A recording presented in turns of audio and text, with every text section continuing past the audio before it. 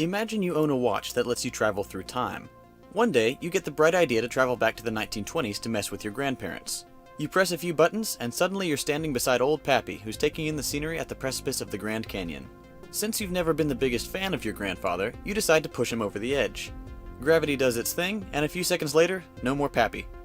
But wait, if you killed your grandfather before he ever met your grandmother, you wouldn't have been born to be able to go back in time and kill him. Here's the problem. If you didn't exist to kill your grandfather, you couldn't have killed him. Because you didn't kill him, he's still alive. But that would mean that you yourself would be alive, and now you can go back in time to kill him, and so the endless loop goes on. This is called the grandfather paradox, and it's part of what makes time travel so interesting. The grandfather paradox deals with time travel on a significant scale, but why don't we start with something a little smaller?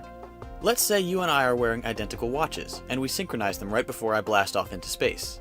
In the space shuttle, I'm traveling at roughly 28,000 kilometers per hour relative to the Earth. If I make a few orbits around the Earth before I return, when we compare watches we'll see that less time has passed for me.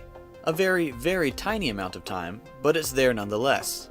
This is called time dilation, and it simply means that according to Einstein's theory of relativity, time measured along different trajectories is affected by differences in either gravity or velocity, each of which affects time in different ways. One example of time dilation is when we compare the passage of time on the ISS versus on Earth. After spending 6 months on the space station, astronauts have aged approximately 0.005 seconds less than those of us here on Earth. Of course, this is a very insignificant amount of time, but it would be much more apparent if the astronauts were able to travel closer to the speed of light. Interestingly, the effects of time dilation are fairly minor, even up to around 70% the speed of light. However, once we reach 75% or so, the effects become dramatic. Now, bear with me here, because this is where things get a bit weird. Possibly the strangest aspect of special relativity is that distances shrink in the direction of motion.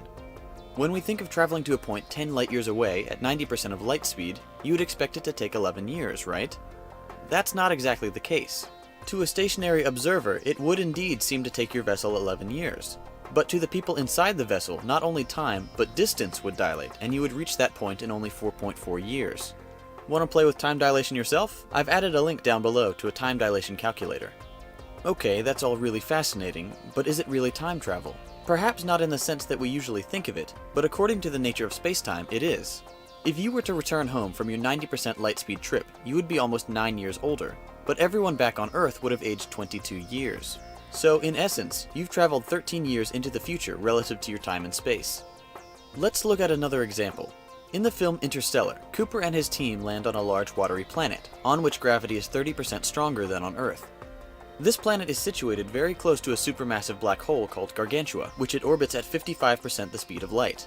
Gargantua's mass is equal to that of 100 million suns, and spins at 99.8% the speed of light. The combination of all these factors have the effect of slowing down time relative to the astronaut left aboard the ship by a staggering 61,000 times. That means that 1 hour on the planet is equal to 7 years aboard the ship. When the team makes it back to the vessel after a little over 3 of their hours, their friend had aged by 23 years. The craziest part is that this isn't just science fiction. Those calculations all check out. That's exactly how it would happen in real life. So, in essence, the crew had traveled 23 years into the future. Now, so far we've only explored traveling into the future. Is it possible to travel backwards in time? According to some theories, specific types of motion in space might allow time travel into the past and future if these geometries and motions were possible. However, that's a big if. It would require something called a closed time-like curve, or CTC for short. A CTC is a closed loop in spacetime, which could theoretically allow an object to return to its own past.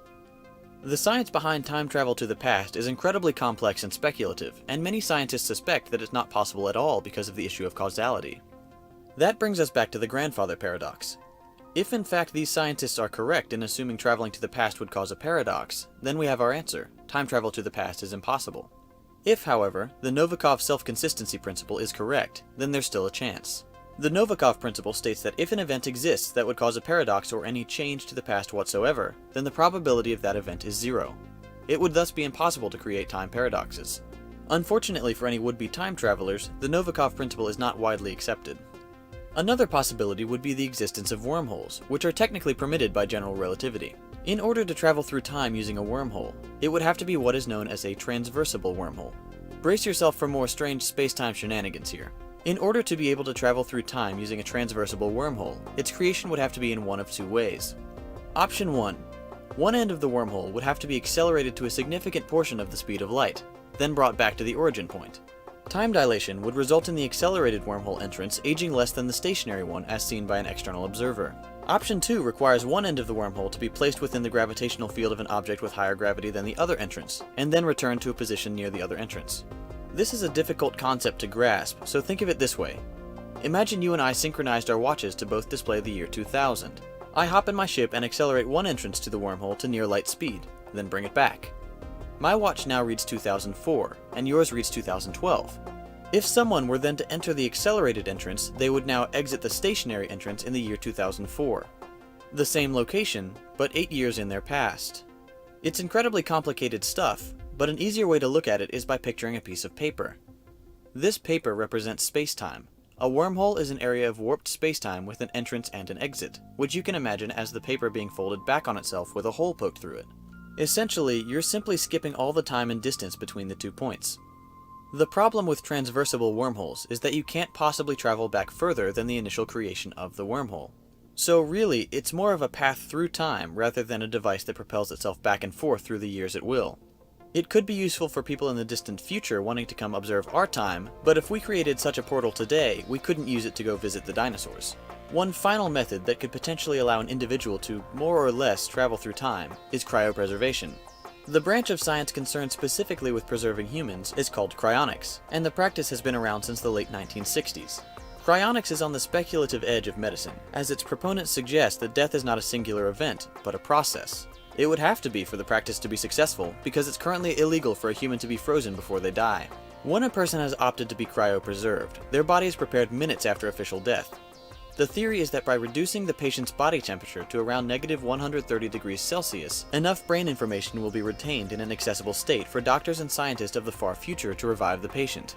Temperatures that low inevitably cause significant damage to the human body, regardless of cryopreservation safeguards, so the doctors of today are relying on the development of future technology that will allow the brain to be repaired at the molecular level and restored to functioning condition. If someday technology has advanced far enough to revive cryopreserved humans, they will have essentially time traveled to the future.